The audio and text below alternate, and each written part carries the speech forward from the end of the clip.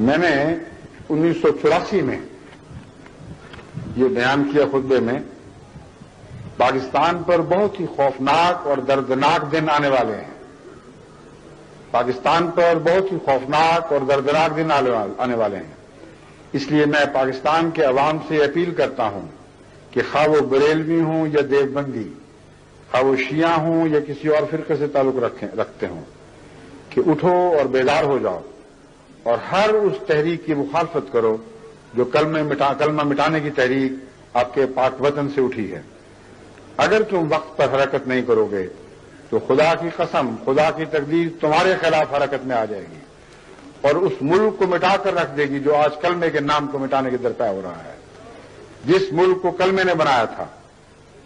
اسی کلمے میں یہ طاقت موجود ہے کہ اگر اس کلمے کو مٹانے کے لیے وہ سارا ملک بھی اکٹھا ہو جائے تو وہ کلمہ سب پر غالب آئے گا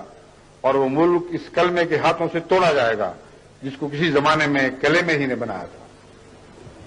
اتنا واضح انتباہ ہے، اتنی گہری اس میں حکمت ہے،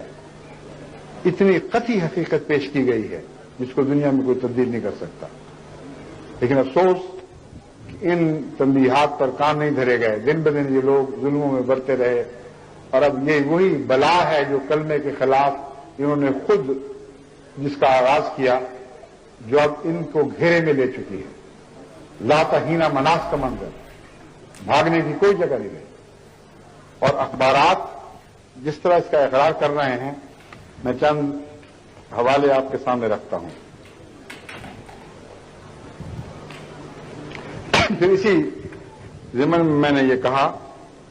کہ وہ لوگ جو وطن بنانے والے تھے، جو صف اول کے شہری تھے، ان کو اپنے ہی وطن میں بے وطن کر دیا گیا ہے۔ اگر یہ حالت تبدیل نہ ہوئی تو ناممکن ہے کہ یہ سزا اس قوم کو نہ ملے